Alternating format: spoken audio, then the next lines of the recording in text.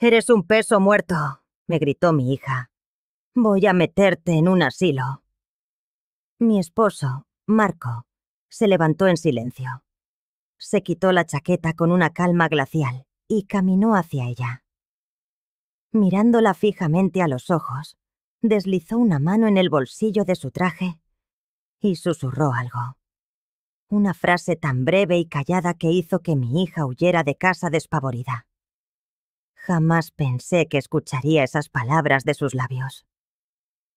Peso muerto. Salieron de su boca como cuchillos afilados, rasgando el tejido de todo lo que yo creía saber sobre nuestra relación. Estaba de pie. Mi propia cocina, el mismo santuario donde había preparado miles de sus comidas favoritas, donde había curado sus rodillas raspadas de niña y había escuchado sus dilemas de adolescente. Y allí estaba ella, Yvette, con sus 35 años, mirándome como si yo fuera una carga de la que urgía deshacerse. Todo había comenzado con una conversación trivial sobre unas reparaciones en el techo. De pronto, Yvette interrumpió con esa sonrisa gélida que había ido perfeccionando con los años. «Mira, mamá, seamos realistas», dijo sirviéndose una taza de café con la naturalidad de quien se sabe dueña del lugar. «Ya tienes 66 años. Papá tiene 70. Es hora de que empecéis a ser prácticos». Marco, sentado en su sillón favorito, leía Therese y el periódico matutino. Levantó la vista por encima de sus gafas, pero no dijo nada. Era su forma de lidiar con las conversaciones tensas con Yvette. Observar, escuchar y rara vez intervenir. Pero yo había notado algo distinto en su mirada últimamente.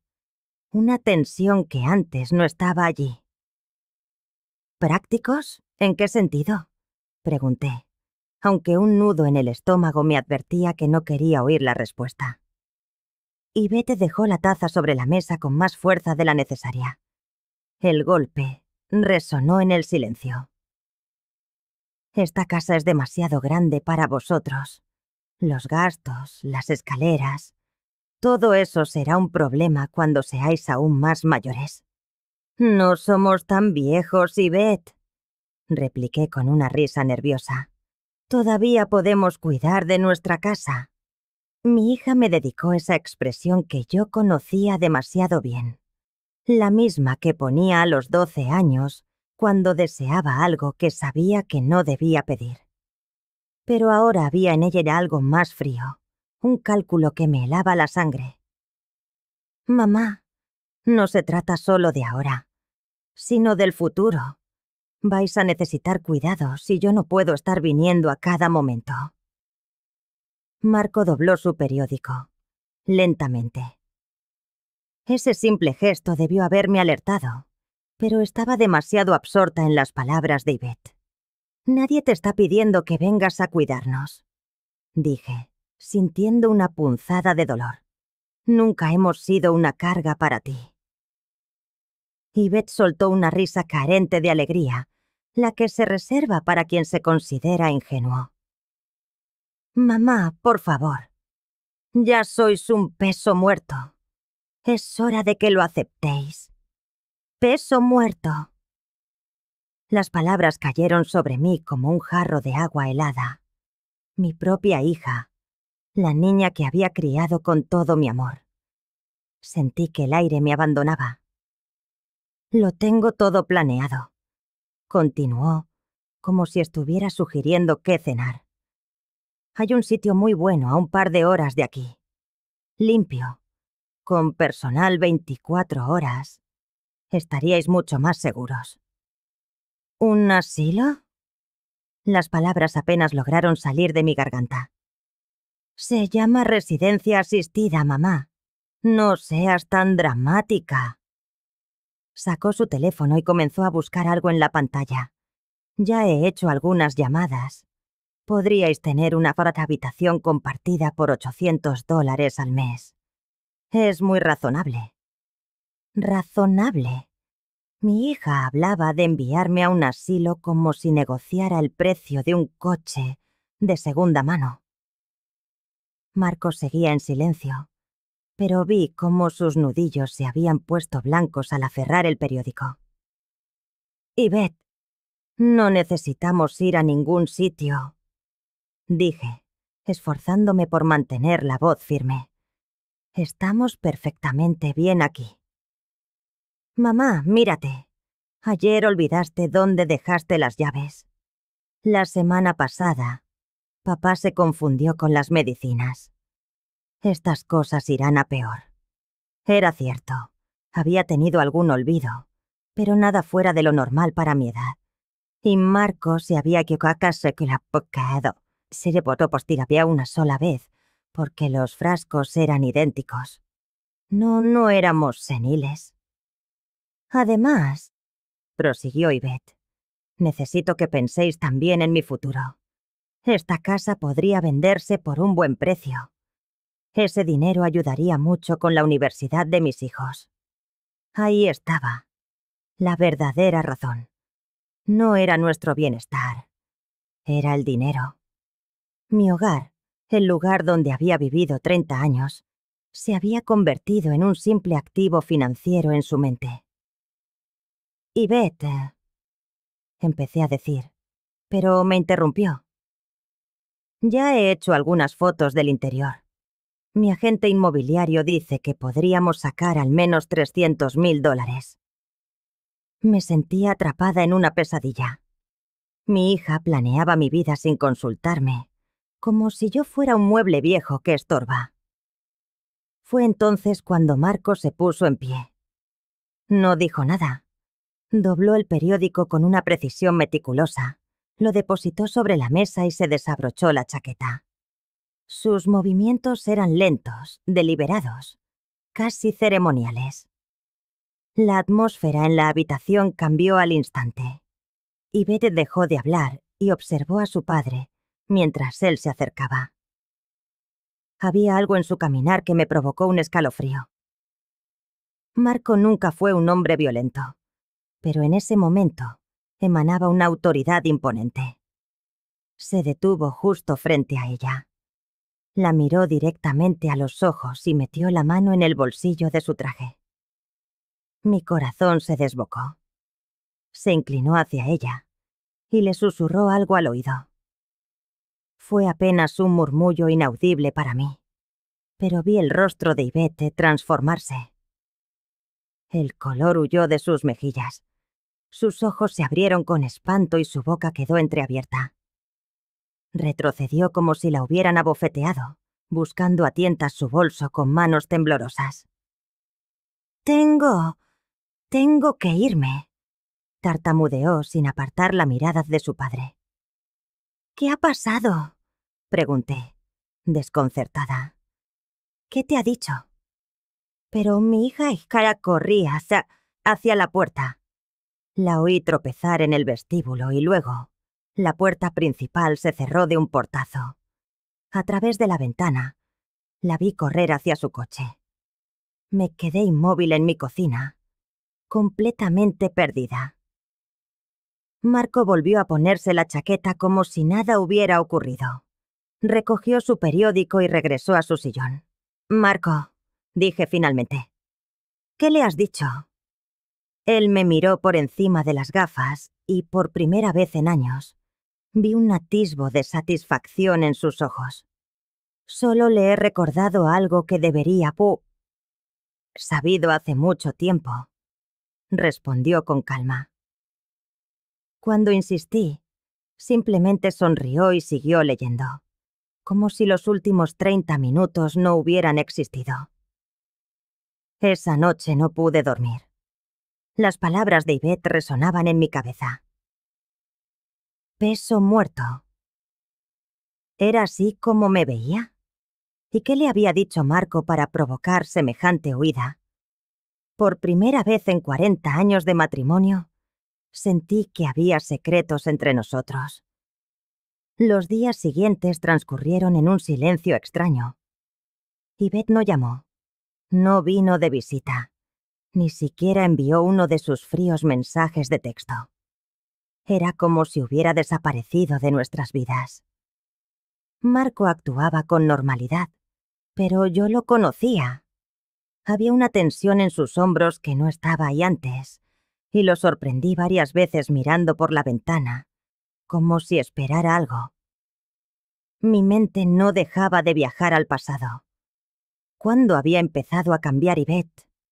¿Cuándo dejó de ser mi niña cariñosa para convertirse en esta mujer que me veía como una carga?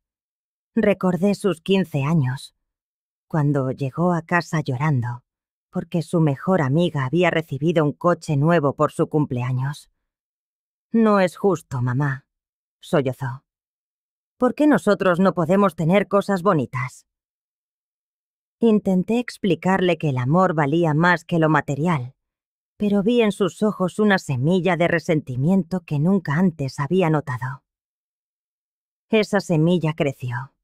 En la universidad se quejaba de no poder pagar la hermandad más exclusiva. Cuando se casó con Robert, insistió en una boda fastuosa que nos costó más de lo que podíamos permitirnos. Marco trabajó horas extras durante meses para pagarla. Luego llegaron los nietos, y con ellos, los comentarios sobre cómo otros abuelos ayudaban con la universidad o compraban casas más grandes. Nunca era suficiente. Al cuarto día, mientras ordenaba el desván, encontré una caja que me obligó a sentarme sobre el suelo polvoriento, ahogada en un llanto silencioso. Eran las cartas que Yvette me había escrito de pequeña. Postales del Día de la Madre llenas de corazones y frases con letra temblorosa. «Eres la mejor mamá del mundo. Te quiero hasta la luna y volver. De mayor quiero ser como tú». ¿Qué le había pasado a esa niña? Marco me encontró allí, con las cartas esparcidas a mi alrededor. Se sentó a mi lado y me rodeó con su brazo. «Ella no siempre fue así», susurré contra su camisa. «No», convino él suavemente. «Pero algo cambió en ella hace tiempo, Norma. No es culpa tuya». Siento que la perdí hace años y apenas me estoy dando cuenta ahora. Marco me abrazó con más fuerza. «Quizás sea hora de que sepas algunas cosas». Mi corazón se aceleró. «¿Qué cosas?» Pero antes de que pudiera responder, el sonido de un coche en la entrada nos sobresaltó. Marco se tensó de inmediato. Se levantó y se asomó por la pequeña ventana del ático. «Es Yvette», dijo. «Y no viene sola». Bajamos rápidamente. Por la ventana del salón, vi a Yvette caminar hacia la puerta, esta vez acompañada por Robert, su marido, un hombre que siempre me había parecido débil, un títere en manos de mi hija. Llamaron al timbre con insistencia. En cuanto abrí, Yvette entró sin esperar invitación. Estaba más pálida de lo normal, y unas ojeras oscuras marcaban su rostro. «Mamá», dijo intentando sonar casual, sin éxito. «Necesitamos hablar». Robert se quedó un paso atrás, mirando nervioso de Yvette a Marco. «Sentaos», dije señalando el salón. «¿Queréis café?» «No, gracias», respondió Yvette bruscamente. «Necesitamos aclarar las cosas». Marco se sentó en su sillón, pero esta vez no tomó el periódico. Se quedó observándola con esa mirada intensa del otro día. Noté que ella evitaba su contacto visual a toda costa. «He estado pensando en nuestra conversación», comenzó Yvette, y quizá fui demasiado directa. Sonaba como una disculpa ensayada, vacía de sinceridad. «Lo apreciamos», dije con cautela. «Pero», continuó, «sigo creyendo que debemos hacer planes para el futuro. Para todos». Robert carraspeó. «Lo que Yvette quiere decir es que estamos preocupados por vosotros. Queremos asegurarnos de que estéis bien». Sus palabras también sonaban preparadas. «Tenemos una nueva propuesta», dijo Yvette, sacando unos papeles de su bolso. «En lugar de la residencia, ¿qué os parece si vendemos la casa y os compramos un apartamento más pequeño en un complejo para personas mayores?» Marcos seguía en silencio, pero sus manos se habían cerrado en puños sobre los reposabrazos. «De esa manera», añadió Robert, «tendríais menos mantenimiento y nosotros podríamos usar el dinero restante para la universidad de los niños». Ahí estaba de nuevo. El dinero. «¿Y si no queremos mudarnos?», pregunté, sintiendo que mi paciencia se agotaba. Yvette y Robert intercambiaron una mirada fugaz. «Mamá, tienes que ser realista. No podréis mantener esta casa para siempre». «Piensa en los niños», insistió Yvette. «Las clases de danza de Emma son muy caras. Estaba usando a mis propios nietos para manipularme». Fue entonces cuando Marco habló. Su voz era baja, pero cortante. «Yvette, ¿por qué no nos contáis la verdadera razón por la que necesitáis el dinero?» Yvette palideció aún más.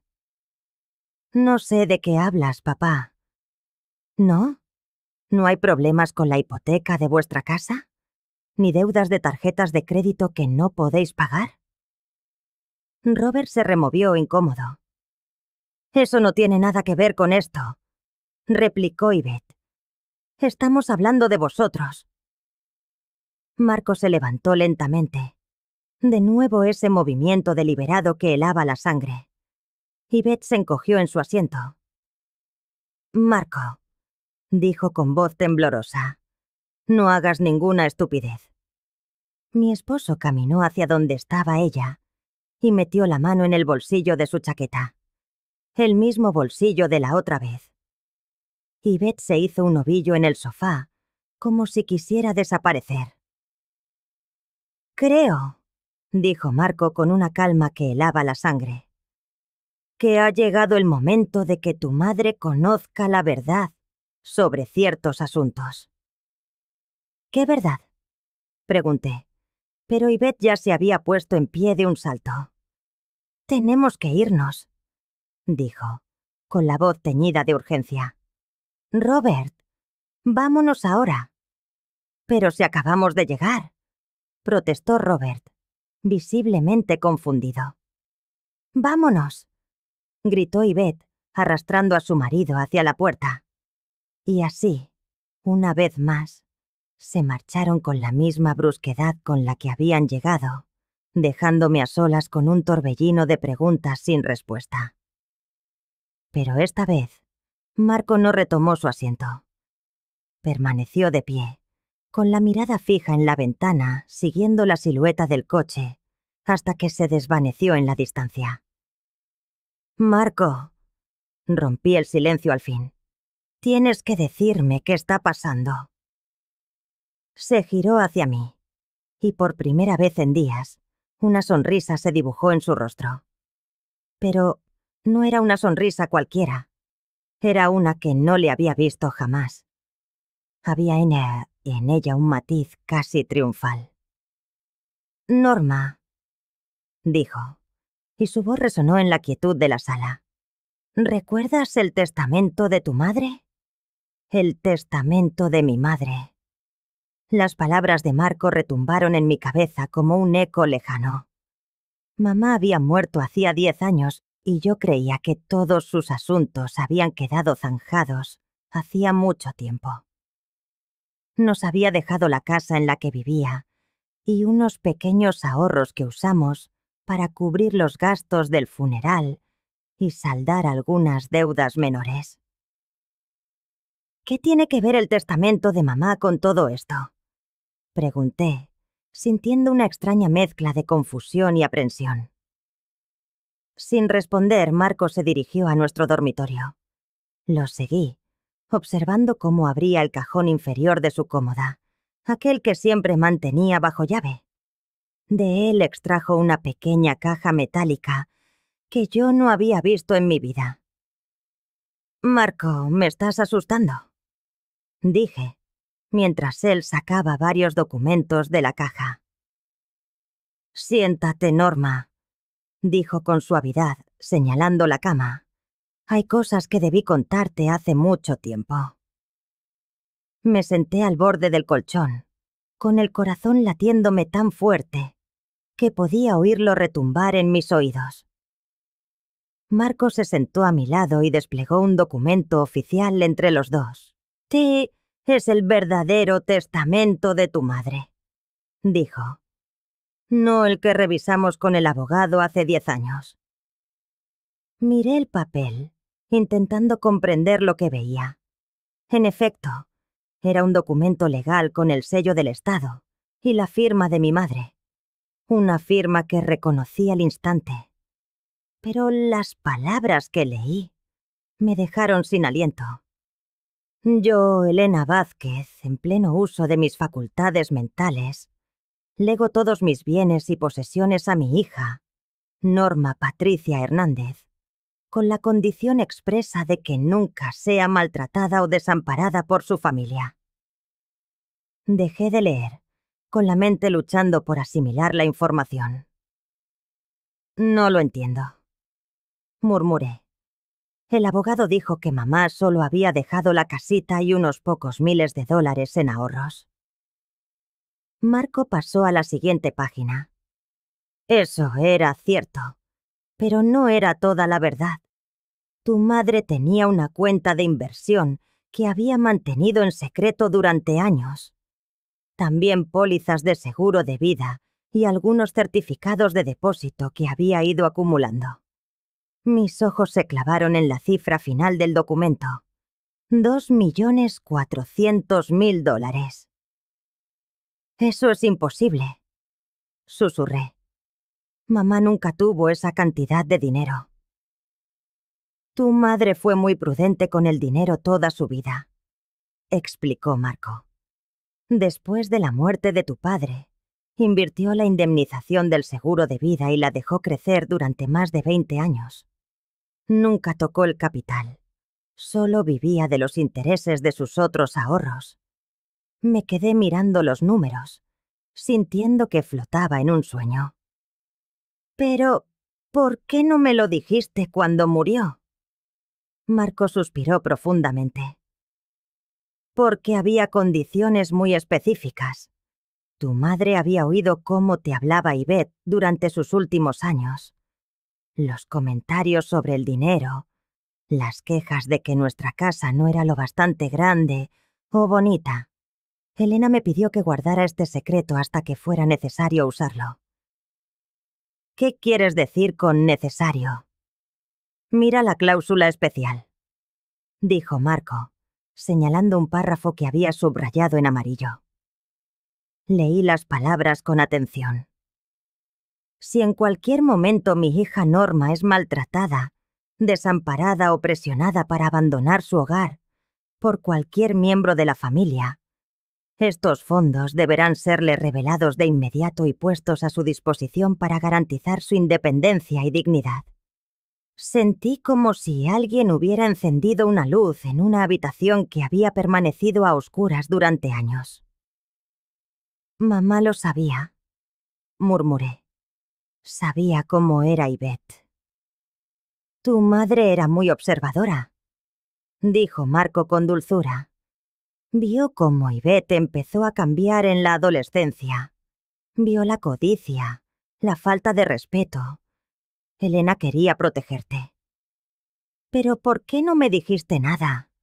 ¿Por qué has guardado este secreto durante 10 años?» Marco tomó mis manos entre las suyas. «Porque esperaba que nunca fuera necesario. Esperaba que Ivette madurara, que encontrara el camino de vuelta para ser la hija cariñosa que una vez fue. Pero cuando te llamó... lastre». Su voz se quebró por un instante. «Cuando te dijo eso, supe que había llegado el momento de que supieras la verdad». «¿Eso fue lo que le susurraste el otro día?». Marco asintió. Le dije que conocía la existencia de la herencia, que sabía que, según los términos del testamento, su comportamiento había activado la cláusula de protección. De repente, todo encajó. Comprendí por qué Yvette había huido con tanta desesperación. No era solo que hubiera descubierto la existencia de un dinero del que no tenía ni idea. Era que su propia conducta había activado las condiciones que me daban acceso a él. ¿Sabe Yvette cuánto dinero es?, pregunté. Se lo dije, respondió Marco. Le dije la cantidad exacta y le expliqué que cada vez que te trataba mal, cada vez que te faltaba el respeto, estaba garantizando que tú tuvieras los medios para vivir, independientemente de ella, para siempre. Una mezcla de emociones me embargó. Alivio, porque por fin entendía la confianza que Marco había mostrado últimamente. Tristeza, porque mi madre había sentido la necesidad de protegerme de mi propia hija, incluso después de muerta. Y algo que podría ser satisfacción, porque Yvette por fin iba a enfrentar las consecuencias de sus actos. ¿Y ahora qué?, pregunté. Marco sacó otro documento de la caja. Ahora contactamos con el abogado que gestionó los asuntos de tu madre. Se llama Richard Domínguez.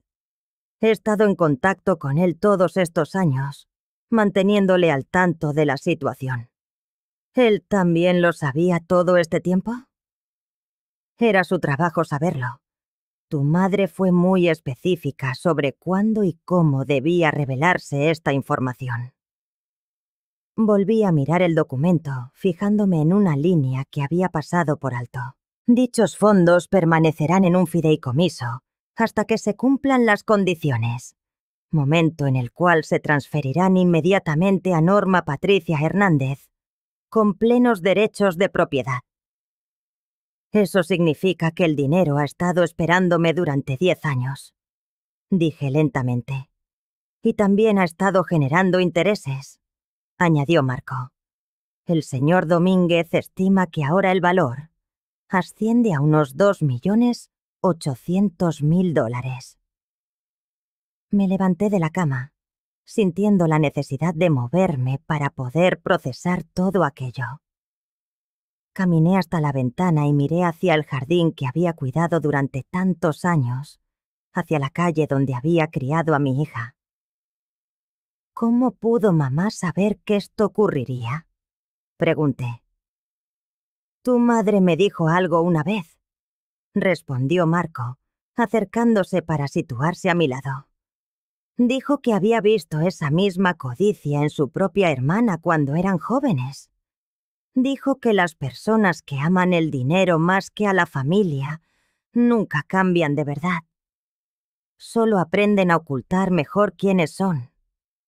Pensé en todas las veces que había excusado el comportamiento de Yvette, todas las veces que lo había achacado al estrés, a las presiones económicas, a cualquier cosa excepto a la verdad. Una falta fundamental de respeto y amor hacia mí. Yvette debe de estar desesperada, dije al fin. Por eso volvió con Robert, convino Marco. Probablemente esté intentando encontrar una forma de controlar la situación, de convencerte de que no uses el dinero, o de que lo compartas con ella. Como si nuestras palabras lo hubieran invocado. El teléfono de casa comenzó a sonar. Marco y yo nos miramos. ¿Debería contestar?, pregunté. Contesta, dijo Marco. Es hora de que veas cómo cambia su tono cuando sabe que ya no tiene poder sobre ti. Descolgué al cuarto timbrazo. ¿Hola, mamá? Era Yvette, y su voz sonaba completamente distinta a como había sonado en años. Había una nota de pánico que jamás le había oído. Hola, Yvette. Mamá, necesito que vengas a casa. Tenemos que hablar de lo que me ha dicho papá. Hogar, Era curioso que de repente se refiriera a mi casa como hogar, y no como un activo que debía ser liquidado. ¿Podemos hablar aquí?, dije con calma. No, por favor. Ven. Los niños quieren verte y creo que tenemos que hablar en privado. Podía oír a Jason y a Emma de fondo, pero no sonaban como si estuvieran pidiendo ver a su abuela. Sonaba más bien a una casa sumida en el caos, con voces tensas y portazos. ¿Está todo bien, Yvette? Hubo una larga pausa. Solo ven, ¿vale? Hay cosas que necesito explicarte. Miré a Marco, que asintió. Iremos, dije finalmente. Pero Marco viene conmigo.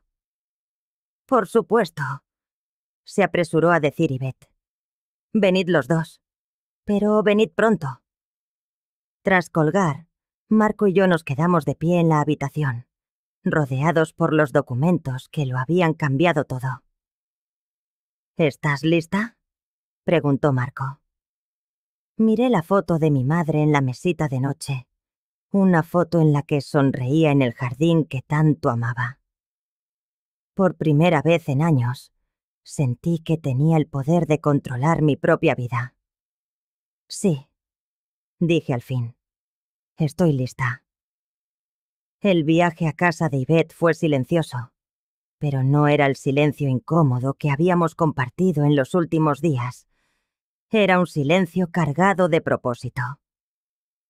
Marco conducía con las manos firmes en el volante, y yo llevaba una copia del testamento de mi madre en el bolso. Por primera vez en años, me sentía preparada para cualquier cosa que Yvette pudiera decir o hacer. La casa de Yvette estaba en un barrio que siempre había estado un poco por encima de sus posibilidades. Era una vivienda de 2 plantas con columnas blancas y un césped impecable que requería los servicios de una empresa de paisajismo. Al llegar, me di cuenta de que el coche de Robert no estaba en la entrada. Yvette nos abrió la puerta antes de que pudiéramos llamar. Tenía un aspecto terrible. Su pelo, normalmente perfecto, estaba revuelto. Tenía los ojos enrojecidos, como si hubiera estado llorando. Y llevaba una bata sobre unos vaqueros, algo que nunca le había visto hacer durante el día. «Gracias por venir», dijo evitando la mirada de Marco. «Pasad». La casa, que solía estar inmaculada, mostraba signos de tensión. Había cajas apiladas en el salón y papeles esparcidos sobre la mesa del comedor. Jason y Emma estaban en la sala de juegos, pero no corrieron a saludarme como de costumbre. Se quedaron allí, mirándonos pasar con nerviosismo. «¿Dónde está Robert?», preguntó Marco. «Tuvo que salir», respondió Yvette con vaguedad. Se dejó caer en el sofá y empezó a retorcerse las manos. «Por favor, sentaos». Nos sentamos en los sillones frente a ella. Vi que Yvette luchaba por encontrar las palabras adecuadas. «Mamá», empezó al fin. «Hay cosas que no sabes. Cosas sobre nuestra situación económica».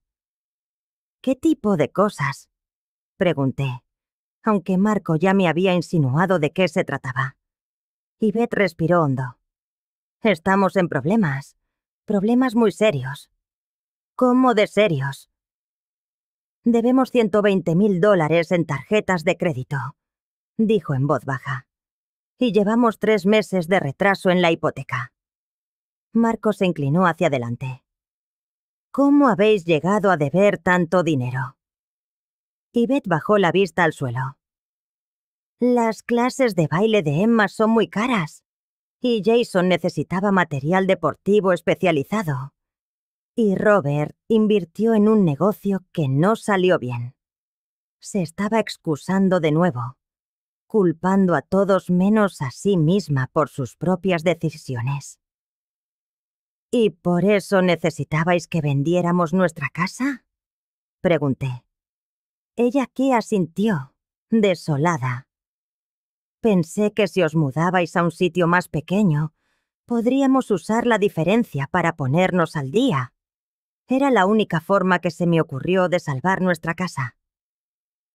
¿Sin preguntarnos qué queríamos nosotros? Pensé que lo entenderíais, dijo con un hilo de desesperación en la voz. Pensé que querríais ayudar a la familia. Llamarme las de esas.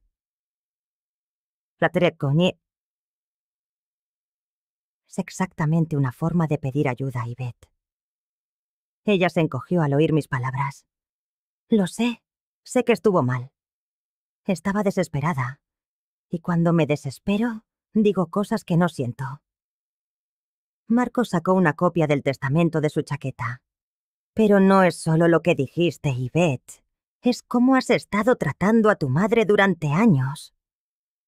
Los ojos de Yvette se clavaron en el documento con una mezcla de pánico y resignación.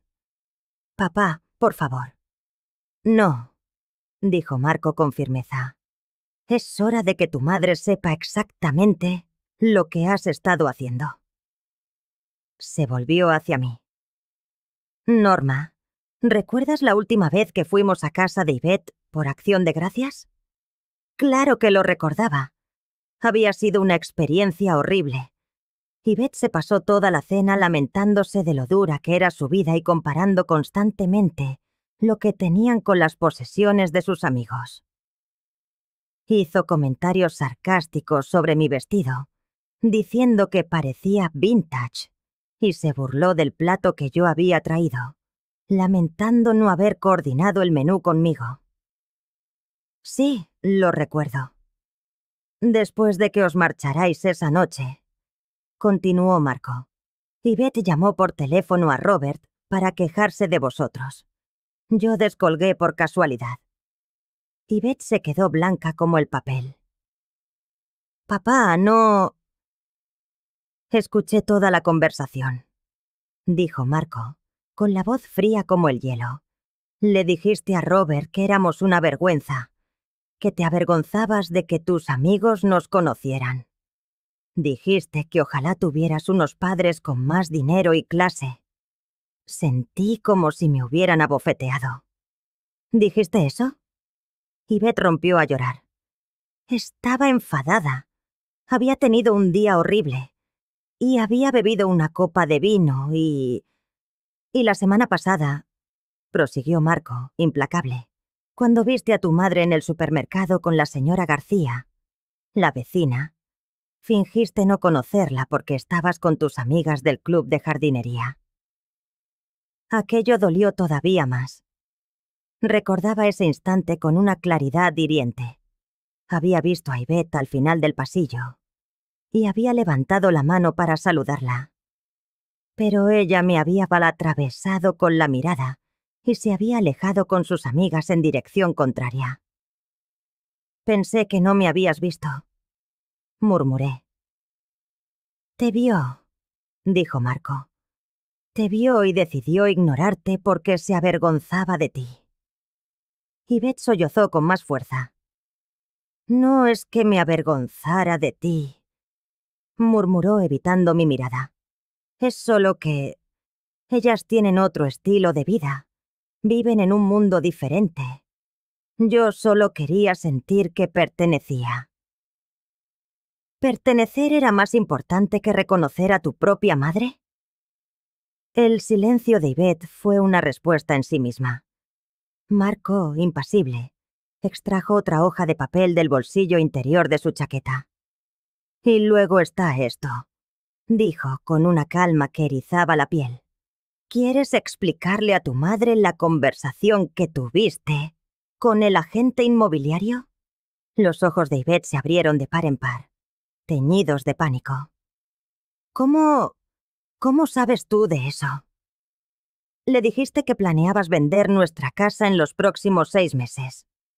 Continuó Marco, su voz como el filo de una navaja.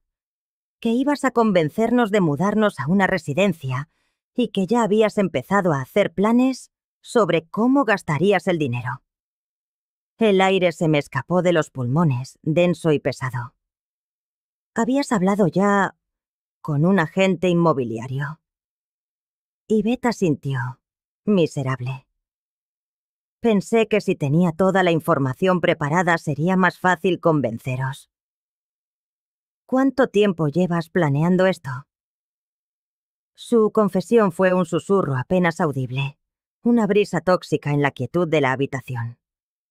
Unos meses. Marco se levantó y caminó hacia la ventana, dándonos la espalda. El agente me llamó Yvette. Quería confirmar unos detalles de la propiedad antes de tasar la casa. Fue entonces cuando comprendí lo que estabas tramando en realidad. «Iba a hablarlo con vosotros», protestó ella, con una voz débil y quebrada. «¿Hablarlo con nosotros?» Marco se giró, y en su voz resonó una ira gélida que rara vez le había sido escuchado. «¿O manipularnos hasta conseguir lo que querías?» Contemplé a mi hija, a esa mujer de 35 años que había estado urdiendo en secreto el desmantelamiento de mi vida para solventar sus propios desastres financieros. ¿En qué momento se había vuelto tan calculadora? ¿Cuándo había dejado de verme como su madre para convertirme en un simple medio para un fin? «Yvette», dije al fin, y mi voz sonó extraña, lejana. ¿Alguna vez me has querido de verdad? ¿O siempre he sido solo un instrumento para ti? La pregunta la desarmó. Se quedó inmóvil, con las lágrimas surcando su rostro, incapaz de responder de inmediato. Y en esa pausa, en esa vacilación, encontré mi respuesta. «Sí, te quiero», dijo finalmente. Pero las palabras sonaron huecas, como un eco en una casa abandonada. Solo necesitaba ayuda, y pensé que vosotros teníais más de lo que necesitabais. ¿Más de lo que necesitábamos? Me incorporé del sofá, sintiendo cómo una fuerza nueva nacía en mi interior. «Yvette, llevamos 30 años viviendo en la misma casa. Conducimos coches de más de una década. Jamás nos hemos permitido unas vacaciones caras. ¿Qué te hizo pensar que nos sobraba algo?» «Tenéis la casa pagada», replicó. «Y papá tiene su pensión y nunca gastáis en nada». «Porque hemos sido prudentes con nuestro dinero», la interrumpí. «Porque trabajamos sin descanso toda una vida para tener seguridad. ¿Y crees que tenemos que entregarte esa seguridad para que pagues tu irresponsable estilo de vida?» Empezó a protestar, pero Marco la silenció con un gesto. «Es demasiado tarde para eso, Yvette», dijo volviendo a su asiento. «Ya has activado los términos del testamento de la abuela Elena». «¿Qué significa eso exactamente?», preguntó Yvette, aunque el miedo ya se reflejaba en su rostro. Marco le entregó el documento. «Significa que tu madre tiene ahora acceso a $2.800.000 que tu abuela le legó, específicamente, para protegerla de situaciones como esta». Yvette clavó la vista en las cifras de la página. Su rostro se convirtió en un lienzo donde se sucedían el shock, la incredulidad y, finalmente, una desesperación tan pura que era casi tangible. «Yo no sabía nada de ese dinero», musitó. «Precisamente por eso tu abuela impuso esas condiciones», respondió Marco. «Sabía que si tú lo sabías, intentarías manipular a tu madre para conseguirlo». «Pero somos una familia», dijo Yvette con la voz rota. «Ese dinero podría resolver todos nuestros problemas». «No», repliqué, con una firmeza que no sabía que poseía. «Ese dinero es mi muralla. La garantía de que nunca más tendré que depender de alguien que me considera un estorbo en su camino». La cruda realidad de la situación pareció golpearla por fin. Se desplomó en el sofá, sollozando sin control. «¿Qué voy a hacer?», gimió. «Vamos a perder la casa. Los niños tendrán que cambiar de colegio. Robert ya está hablando de declararse en bancarrota. Una parte de mí, la madre que había sido durante 35 años, quiso correr a consolarla, encontrar una forma de arreglarlo todo, como siempre había hecho. Pero otra parte más fuerte, la que había sido humillada y tratada como una carga, se mantuvo firme. Esas son las consecuencias de tus decisiones, Yvette, dije, mi voz serena y firme. No de las mías. Me miró estupefacta, como si jamás hubiera esperado oír de mí semejantes palabras. Pero soy tu hija. Sí, respondí. Eres mi hija. Y ya es hora de que aprendas a hacerte responsable de tu propia vida. Los días que siguieron a la confrontación fueron extraños y liberadores a partes iguales. Por primera vez en años, mi teléfono no sonaba sin cesar con llamadas de mi hija, pidiendo favores o quejándose. La casa estaba en silencio, pero era un silencio pacífico, no la calma tensa que habíamos soportado durante tanto tiempo. Marco había contactado de inmediato con el abogado, Richard Domínguez, y 3 días después nos encontrábamos en su elegante despacho del centro. El señor Domínguez era un hombre mayor, de cabello plateado y una sonrisa amable que me recordó a mi padre. Señora Hernández, dijo estrechando mi mano con calidez, he esperado este día durante mucho tiempo. Su madre hablaba de usted con un amor y un orgullo inmensos. No puedo creer que guardara este secreto tanto tiempo, le confesé mientras nos acomodábamos en las sillas de cuero. Elena fue muy específica con sus instrucciones, explicó el abogado, abriendo un grueso expediente. Me hizo prometerle que esperaría hasta que las condiciones se cumplieran, tal y como las había redactado. Me mostró documentos que detallaban no solo el capital que mi madre había dejado, sino también su crecimiento a lo largo de los años. Las inversiones se habían gestionado de forma conservadora, pero eficiente. El valor total actual de su herencia asciende a $2.860.000, anunció.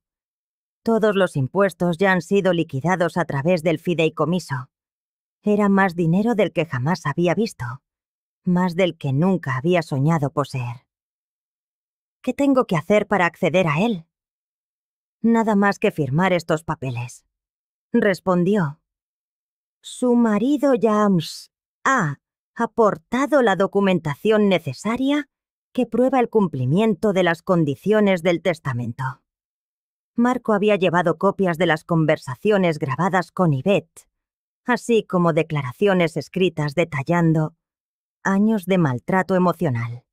Había sido meticuloso. ¿De verdad mi madre sabía que esto pasaría? El señor Domínguez esbozó una sonrisa melancólica.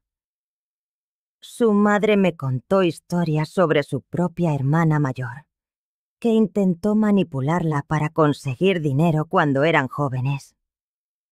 Elena ya se había visto ese patrón antes.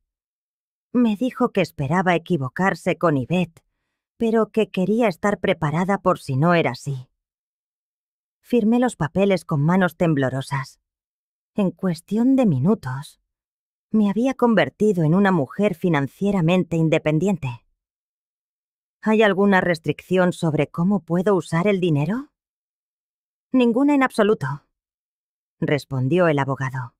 Su madre quería que fuera enteramente suyo, para que hiciera con él lo que considerara mejor. Al salir del despacho, Marco y yo caminamos en silencio hacia el coche. La realidad de lo que acababa de suceder aún no se había asentado del todo. ¿Qué quieres hacer primero?, preguntó Marco una vez que estuvimos dentro. Llevaba días dándole vueltas a esa pregunta.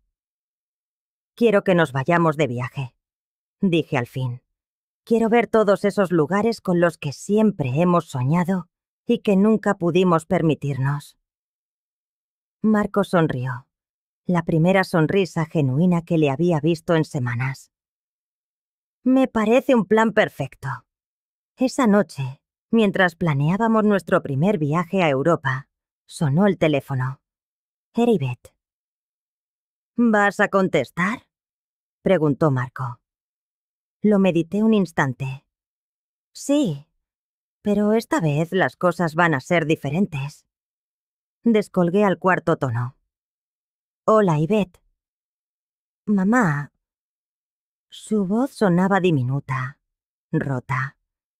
¿Podemos hablar? Estamos hablando. No, quiero decir, en persona. Por favor, necesito verte. ¿Para qué? Hubo una larga pausa. Quiero disculparme, de verdad.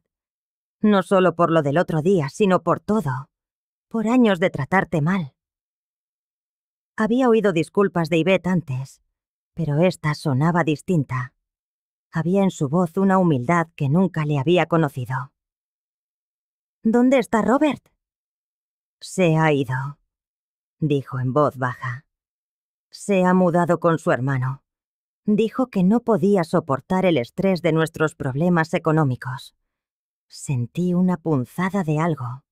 No exactamente compasión, pero quizás sí el reconocimiento de lo que era estar sola ante problemas abrumadores.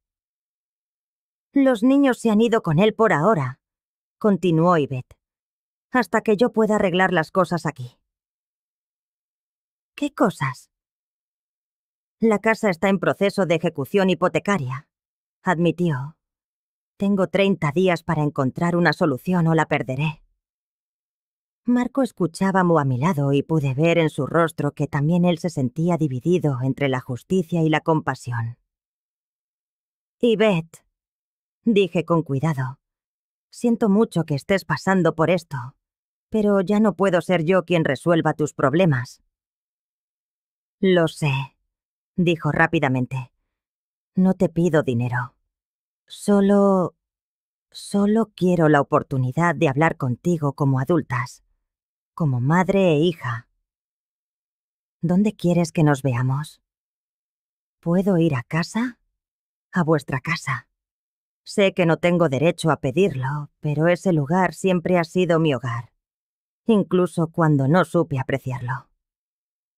Miré a Marco, que asintió levemente. Está bien, dije. Puedes venir mañana por la tarde. Gracias, mamá. Te prometo que esta vez será diferente. Tras colgar nos quedamos en silencio.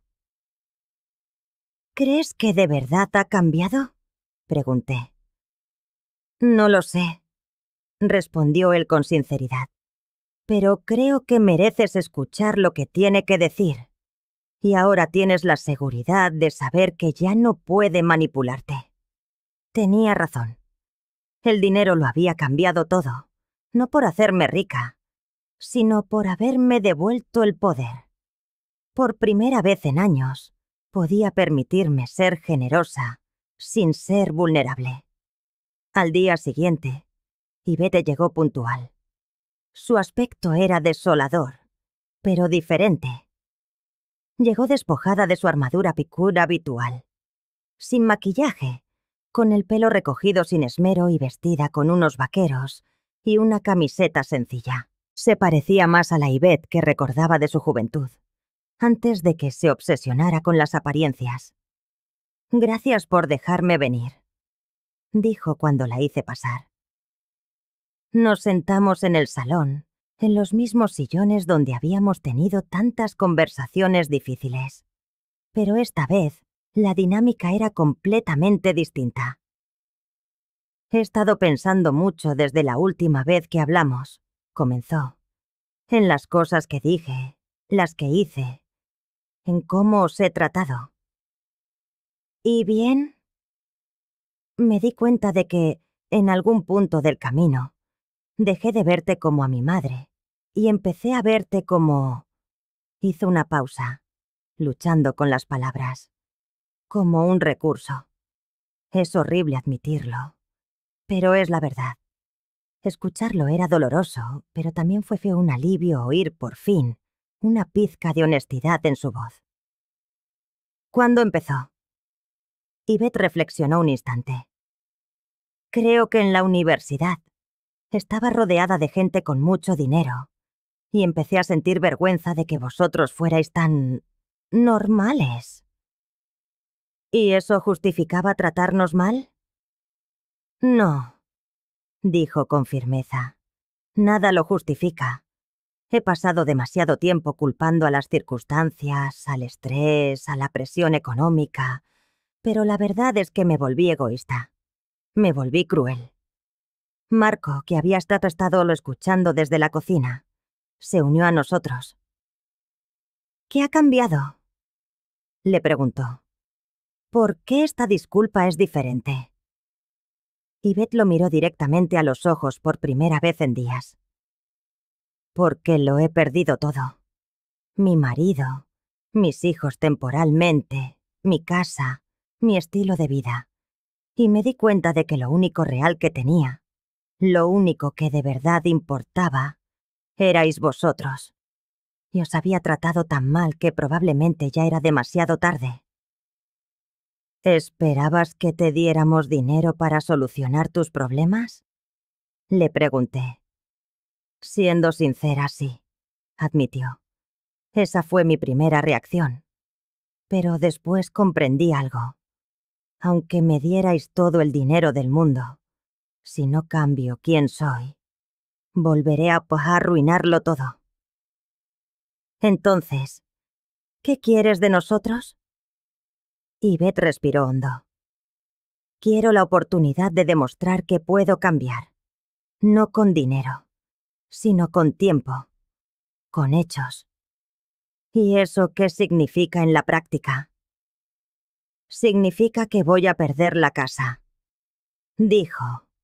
Tendré que empezar de cero, buscar un trabajo, encontrar un apartamento pequeño y aprender a vivir con lo que tengo. Y quiero hacerlo sin pediros ayuda económica. Marco se inclinó hacia adelante. ¿Por qué deberíamos creerte esta vez? Porque no os pido nada, salvo la oportunidad de ganármelo, respondió. No os pido dinero. No os pido que resolváis mis problemas. Solo os pido que no me cerréis la puerta por completo. Miré a mi hija, a esa mujer que tanto dolor nos había causado, y vi algo que no había visto en años. Una humildad genuina. Yvette, dije finalmente, voy a ser completamente sincera contigo. Ahora mismo, no confío en ti. Has roto esa confianza demasiadas veces. Ella sintió, mientras las lágrimas volvían a asomar a sus ojos. Lo entiendo. Pero, continué, tampoco voy a cerrar la puerta. Si de verdad quieres reconstruir nuestra relación, tendrá que ser bajo mis condiciones. Y llevará tiempo. Mucho tiempo. ¿Qué significa eso? Significa que se acabó la manipulación. Se acabaron las llamadas pidiendo favores y los intentos de hacerme sentir culpable por tus problemas. Si quieres tener una relación conmigo, será porque me valoras como tu madre, no porque necesites algo de mí. Acepto esas condiciones, dijo de inmediato. No es tan simple como aceptarlas, Yvette. Tienes que vivirlas. Y si alguna vez vuelves a tratarme como lo has hecho, será la última vez que hablemos. Permaneció en silencio un largo momento, procesando la gravedad de mis palabras. ¿Puedo darte un abrazo?, preguntó al fin, su voz apenas un susurro. Miré a Marco, quien asintió sutilmente. Me levanté y dejé que Yvette me abrazara. Fue diferente a cualquier abrazo que hubiéramos compartido en años. No había una agenda oculta. No había manipulación. Solo era una hija abrazando a su madre. Cuando nos separamos, Yvette se secó los ojos. Será mejor que me vaya, dijo. Tengo mucho que solucionar. ¿Qué vas a poder hacer con la casa? Le pregunté. Dejarla ir, respondió. Es hora de que aprenda a vivir con las consecuencias de mis actos. Después de que se fuera, Marco y yo nos quedamos sentados en el salón, procesando lo que acababa de ocurrir. ¿Crees que de verdad ha cambiado? Le pregunté a Marco, mi voz apenas un susurro. Él se tomó un momento, contemplando el paisaje. No lo sé, respondió al fin. Pero por primera vez en años, tiene la oportunidad de hacerlo. Y nosotros tenemos la certeza de que ya no puede herirnos como antes. Tenía razón. La herencia de mi madre era mucho más que seguridad financiera. Era un regalo aún más valioso. La libertad de tejer mis relaciones bajo mis propias condiciones. 6 meses más tarde, el sol se derramaba sobre la Toscana, tiñendo de oro los viñedos que se perdían en el horizonte. Estaba en la terraza de un pequeño hotel, con Marco a mi lado. Sostenía una copa de vino local en la mano mientras ambos leíamos en mi teléfono el último mensaje de Yvette. Queridos mamá y papá, decía. Conseguí trabajo como gerente en una pequeña boutique. La paga no es mucha, pero es un trabajo honesto y me gusta. Los niños vienen a visitarme los fines de semana a mi nuevo apartamento. Es pequeño, pero es mío, y lo pago con mi propio esfuerzo. Espero que estéis disfrutando de Italia. Las fotos que mandasteis son preciosas. Era un mensaje asombrosamente sencillo. Sin peticiones, sin lamentos. Solo un fragmento de su vida, compartido como lo haría cualquier hija con sus padres. ¿Vas a responderle?, preguntó Marco. Más tarde, dije, dando un sorbo al vino. Primero quiero disfrutar de este momento. Aquellos 6 meses habían sido extraordinarios. Nuestro viaje a París fue una segunda luna de miel que nos devolvió a casa con una nueva mirada sobre la vida. Con parte del dinero de mi madre, transformé nuestro hogar, no por necesidad, sino por el puro placer de hacerlo nuestro, tal y como siempre lo habíamos soñado. Creé también un fondo universitario para Jason y Emma, un secreto que guardaba para el futuro.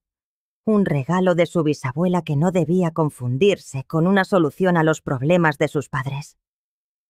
Pero lo más importante fue que usé esa herencia para comprar mi propia libertad. La de ser, por fin, la mujer que siempre quise.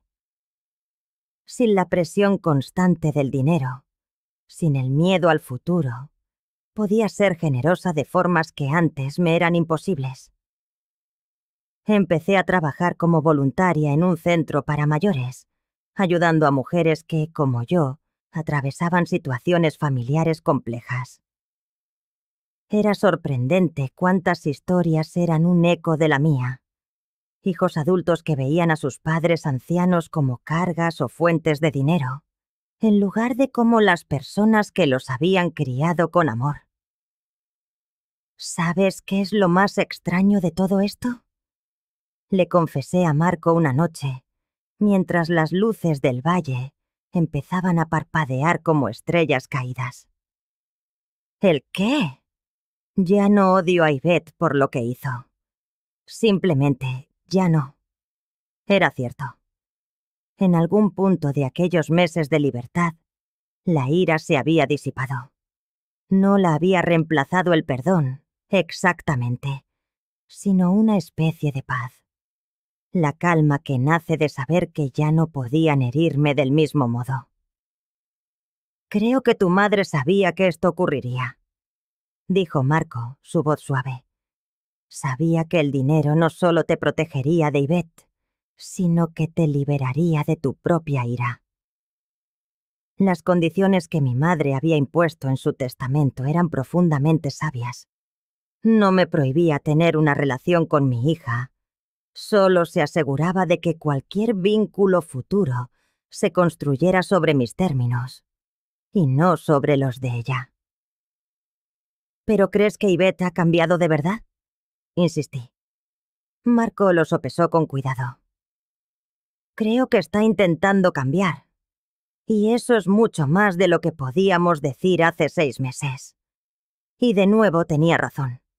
Los mensajes de Yvette, constantes a lo largo de esos meses, pintaban el retrato de una reconstrucción lenta pero firme.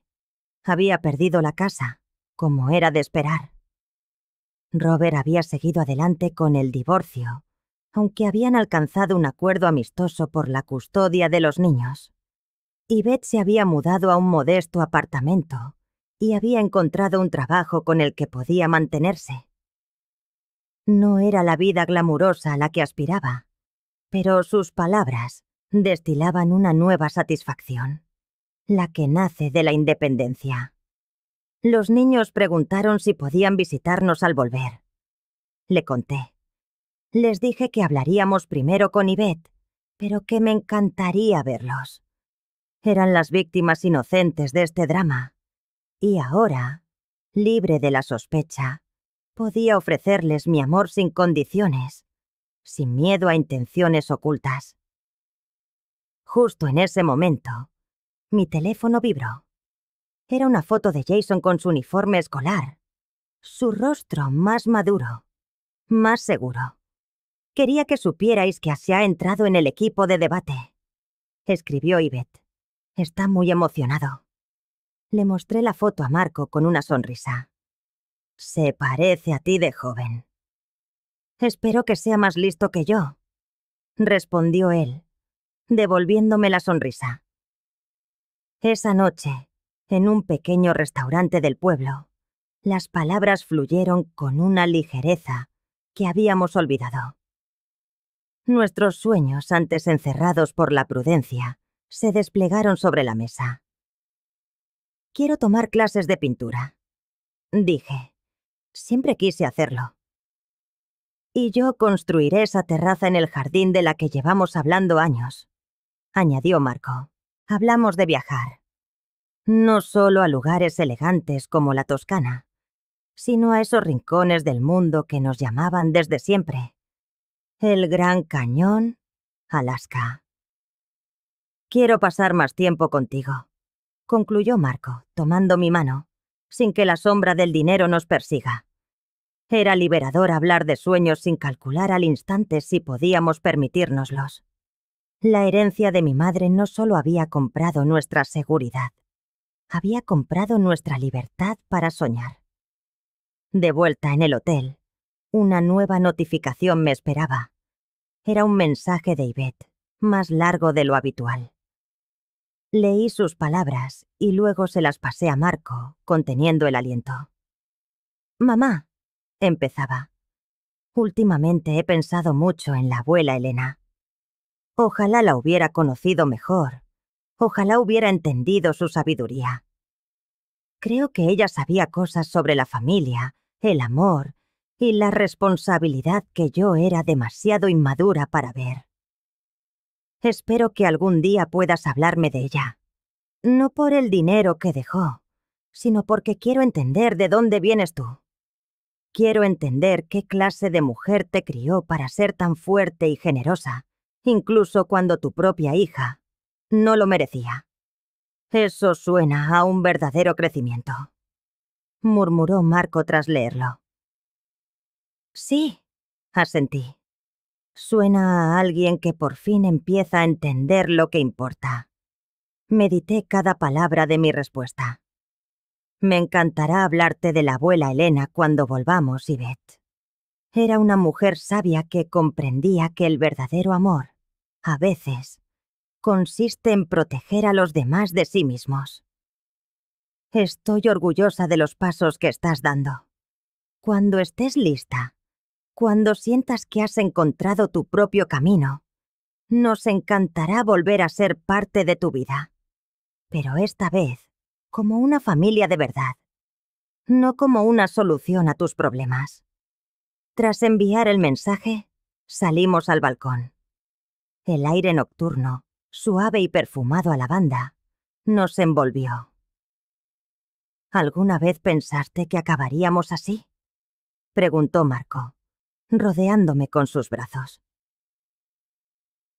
¿Te refieres a estar en Italia, gastando la herencia secreta de mi madre, mientras nuestra hija aprende a ser una adulta responsable?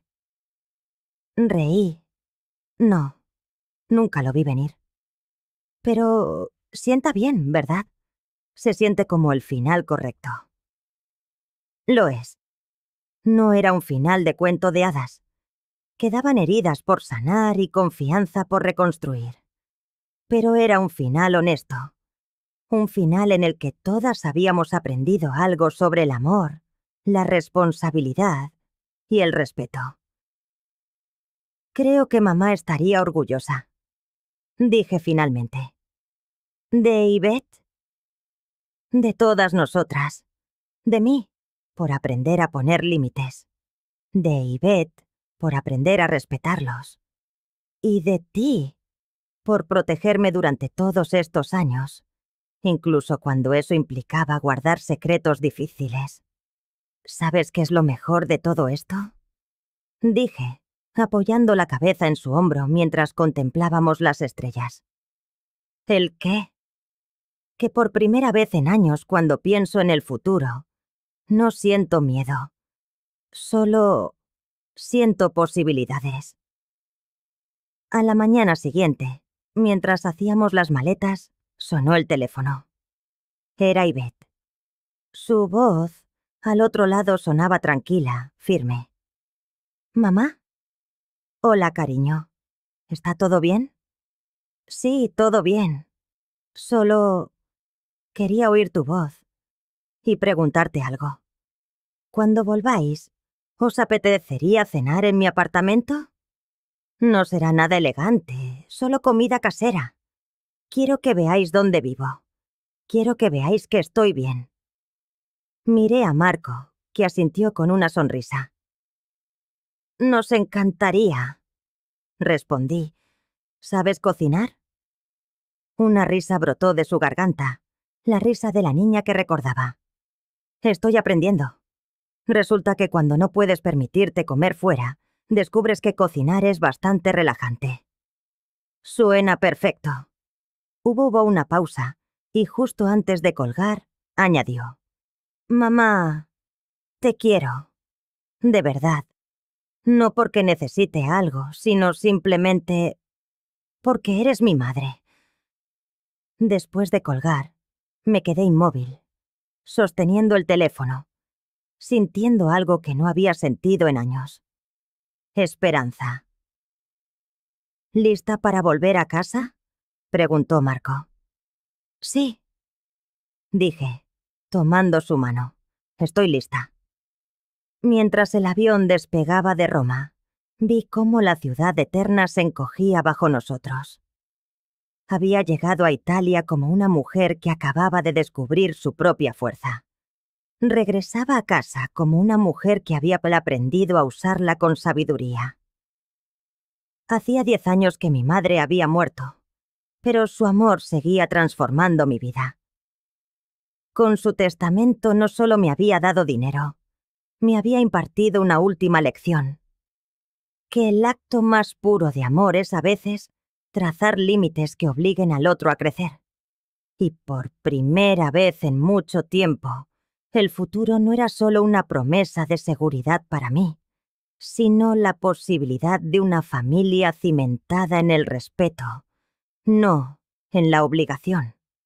Era mucho más de lo que había esperado cuando, 6 meses atrás, me llamaron peso muerto. Era quizás exactamente lo que mi madre había planeado desde el principio.